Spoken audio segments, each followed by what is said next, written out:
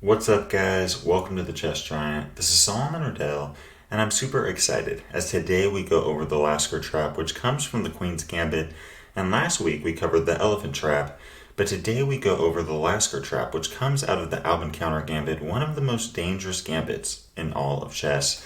If white is not prepared, black can win this game very quickly. Let me show you what I mean. The game starts off with d4, and now we as black play d5, and following the Queen's Gambit, we now play the Albin Counter Gambit with e5. Absolutely crazy move. And in today's video, we're going to be going over the move d takes e5.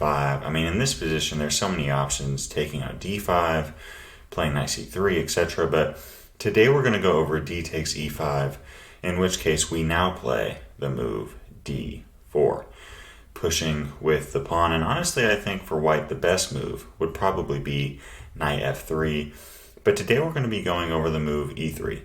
And e3 makes a lot of logical sense from white's point of view. White sees a very strong d4 pawn, and white wants to play the move e3, develop the bishop eventually, and get rid of that pawn on d4.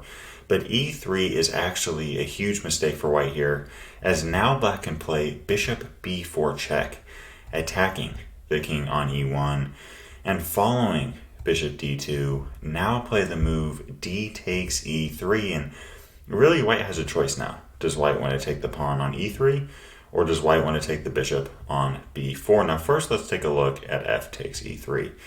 This is probably the better option, but even then, black has a much better game after the move queen h4 check, and after g3, centralizing the queen on e4. Following a move like queen f3, we can now just take the bishop off the board, snatch the pawn on e5, and I really like black's game here. Black has solid pawn structure with two pawn islands that haven't even moved yet, and future development comes really easily with moves like knight c6, knight f6, bishop g4, castling kingside, not to mention the activity of this queen on e5, attacking the very weak e3 pawn and very weak b2 pawns. So in this position, I like black's game, and I think any player would prefer this position with the black pieces. So guys, f takes e3 doesn't really work. The other option though, with bishop takes b4, definitely does not work, because now white has fallen into the Lasker Trap. And white is up material here, but now we can play the move e takes f2 with check. And if king takes f2, we take the queen on d1, so king e2 is more or less forced here. And here we'd love to play a move like bishop g4 check, attacking the king, but after knight f3, we see that white has a clearly better position. So bishop g4 doesn't really work, at least not yet. Instead, what we want to do is take on g1 with the knight. We're going to promote to a knight and attack the king on e2. And guys, I mean, how often do you actually see this in an opening or in a game? I mean, we all see it in chess puzzle books and stuff where you promote to a knight, but it's very rare to see an opening where you could potentially turn into a knight.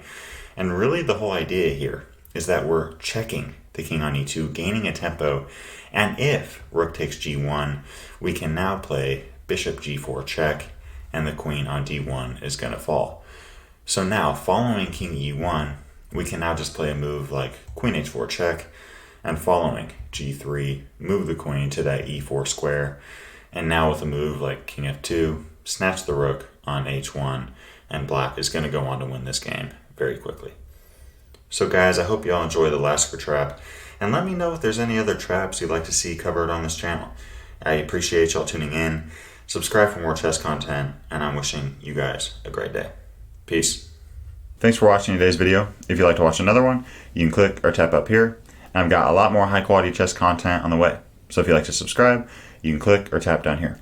I really appreciate your support.